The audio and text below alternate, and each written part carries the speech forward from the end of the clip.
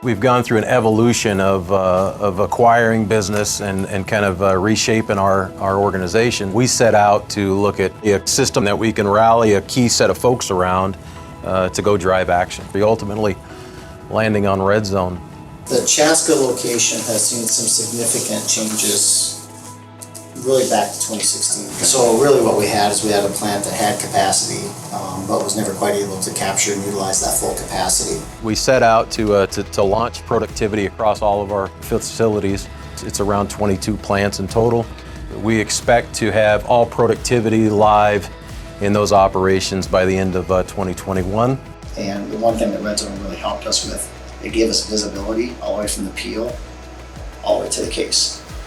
Before, these were individual departments with individual whiteboards on the floor, with individual metrics being handwritten and dry erase marker on board.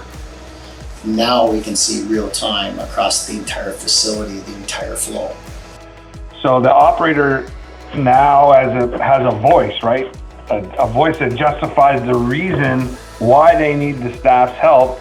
And maintenance now has a purpose to go, well, no, we're not just breaking things to break them, or they come down to the operator's level. So it brings the groups together. Much more operator buy-in now, and they realize that if I change X, I can improve my results.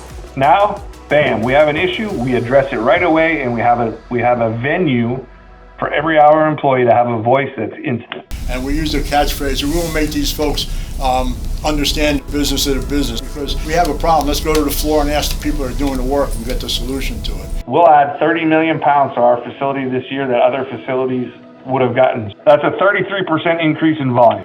We have reduced our temp labor by 10,000 hours per month. Our volume has been increasing, especially from a sales standpoint, but we're also putting more pounds through the plant, and the result of that is happier employees and a better work environment. Because it's not about us that manage the facility. It's about those operators and how they get things done. It's a culture change.